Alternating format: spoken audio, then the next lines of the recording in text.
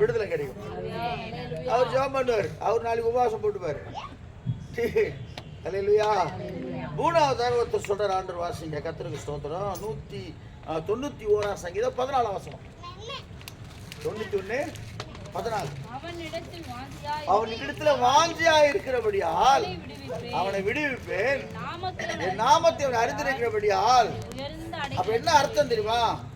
இவர் எனக்கு போன் பண்ணிட்டார் நேத்து, பாஸ்டர் இன்னைக்கு வேலைக்கிழமை என்ன செய்யுங்க எங்க வீட்டுல, நீங்க என்ன பண்ணோம்?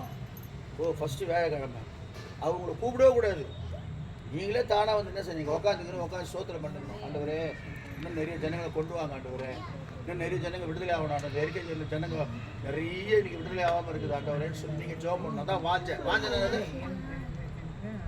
டிவியில் ஒரு நாடகம் முடிஞ்சு போச்சுன்னா அடுத்த வாரம் எப்போ வரும் நமக்கு ஒரு வாஞ்சல, அடுத்த வாரம் எப்போ போடான்னு தெரியல. அந்த சீனை விட்டுட்டேன், முக்கியமான சீனு. அடுத்தது நீங்கள் ஃபோன் பண்ணி கேட்டுருவீங்க பேசாமல் ஆஃபீஸ். அந்த வாஞ்சை சொல்லணும். இந்த வாஞ்சை எப்படி தெரியுமா? இப்போ வராருன்னா இங்கே வந்து உட்காந்து என்ன செய்யணும், எல்லாரும் கூடயும் ஜெபம் பண்ணணும். இந்த கூடி ஜெபிக்கிற ஒரு வாஞ்சனா, அதான் வாஞ்சனானது தாகம். இங்கிலீஷ்ல சொல்லுவாங்க thirsty. எனக்கு அதிகமாக படிக்கல, நான் சொல்றேன். இங்கிலீஷ்ல சொல்லுவாங்க thirsty.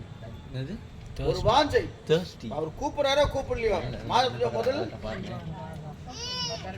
முதல் வியாழக்கிழமை 6 மணிக்கெல்லாம் வந்து உட்காந்துருந்தோம். நீங்களே கேட்கணும், என்ன பண்ண ஆரம்பிக்கவே இல்லையா?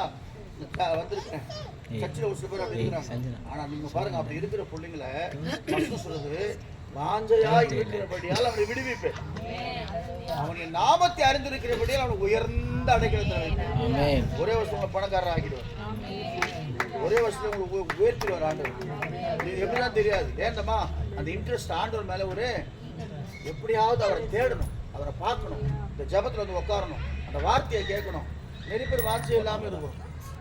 சபைக்கு போது நீங்க நிறைய பேர் வார்த்தையே இல்லை. சர்ச்சு ஞாயிற்றுக்கிழமை 9 மணிக்குன்னா இது பாட்டுக்கிட்டு பாடு 4 பாட்டு பாடும். அப்புறம் பொறுமையாக போகலாம், 9 மணிக்கு போகலாம். அப்புறம் வந்து ஆராதனை பண்ணுவோம், ஆராதனை போய் உட்காருவோம். அப்புறம் பாஸ்டர் முடியும், சில பேர் முடியும் போது வந்து உட்காரும். அதை பார்த்தீங்களா, முடியும் போது வர கேஸ்லாம் இதெல்லாம் மாறிடுது.